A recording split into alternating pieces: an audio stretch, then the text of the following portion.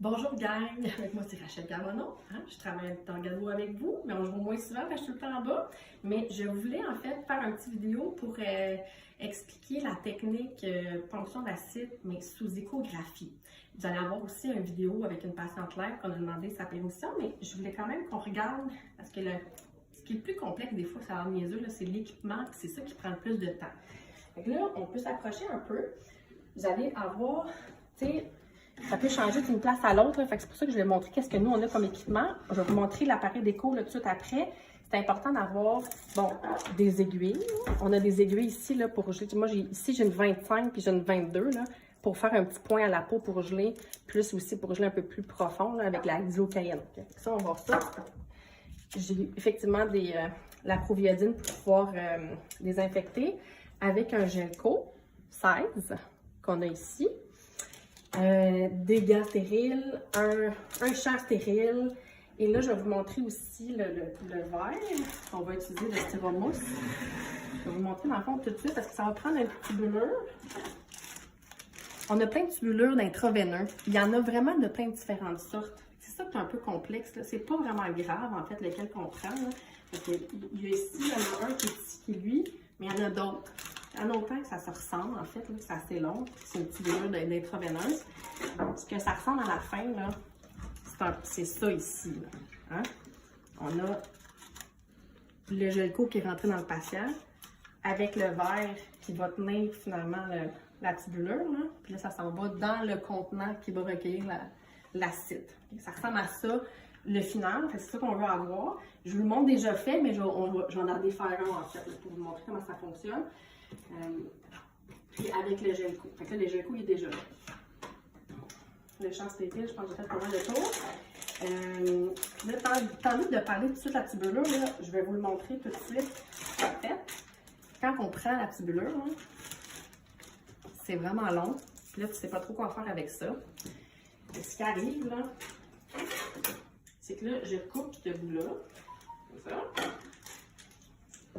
Puis là, moi, ce que je veux, là, puis là, il faut tout le temps que je le trouve, là, ça va être ça ici, là. Vous voyez, là, quand je vais pouvoir le rentrer dans le patient, je l'ai dévissé, là. Ça ici, comme ça. Puis là, je vais avoir mon Gelco. Puis évidemment, je vais rentrer dans le patient. Là, quand ça fonctionne, puis qu'on enlève l'aiguille, ça commence à couler, c'est là qu'on va le rentrer.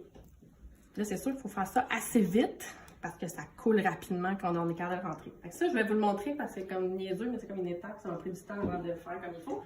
Ça a coulé tout le temps partout. Première étape. Cette étape-là, en fait, l'autre chose, c'est vraiment l'appareil d'écho. Fait que là, vous savez, la ponction d'acide, là, là, c'est sûr que quand vous soupçonnez qu'il y a de l'acide, puis vous demandez, j'ai le goût de voir s'il y en a, vous savez que dans le fond, la ponction d'acide, c'est entre le nombril et l'épine iliaque, le 2/3, là, à peu près ici. Quand c'est à l'aveugle, tu es vraiment obligé de regarder effectivement ce point-là, mais quand tu as l'appareil d'écho, tu vas regarder où c'est qu'il y en a le plus. Donc, l'appareil, comment ça fonctionne? Première chose, là, la batterie. La batterie à l'endos, là, elle fonctionne pas tout le temps. Vous pouvez voir, c'est ça, où qu'elle est branchée. Ça prend le petit bouton vert. Le petit bouton vert, la batterie, elle se décharge vraiment rapidement. Moi, ce que je fais, c'est que d'emblée, quand je prends l'appareil, je vais chercher la batterie qui est complète, puis je le mets dedans, parce que sinon, ça ne dure pas assez longtemps. C'est important de bien cliquer. Pour l'ouvrir, on pince sur le petit bouton. Là, tantôt, c'est ça. Fait que là, quand on l'ouvre, on va ouvrir bientôt.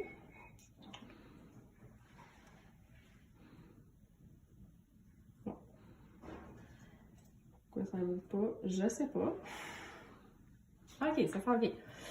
Fait que là, elle vise.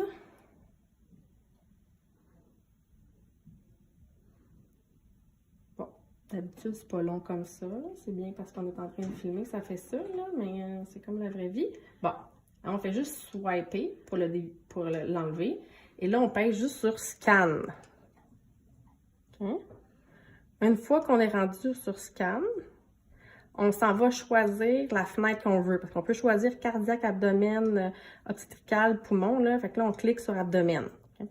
Là, vous allez avoir une vidéo tantôt là, sur la patiente réellement. Là.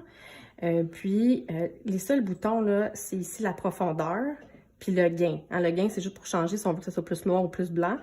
Et la profondeur, là, pour qu'on puisse déterminer comment, dans le fond profond qu'on veut aller. Là. 5 cm, il n'y a pas de problème pour une ponction d'acide. Essentiellement, c'est ça. C'est tout. Puis, de toute façon, là, on va vous montrer aussi une vidéo là, pour montrer vraiment la poche de liquide. Là. Donc, du moment que vous allez trouver une poche de liquide, vous pouvez ponctionner là. Avec la technique qu'on va vous montrer justement tantôt, là, puis on va parler de l'acide.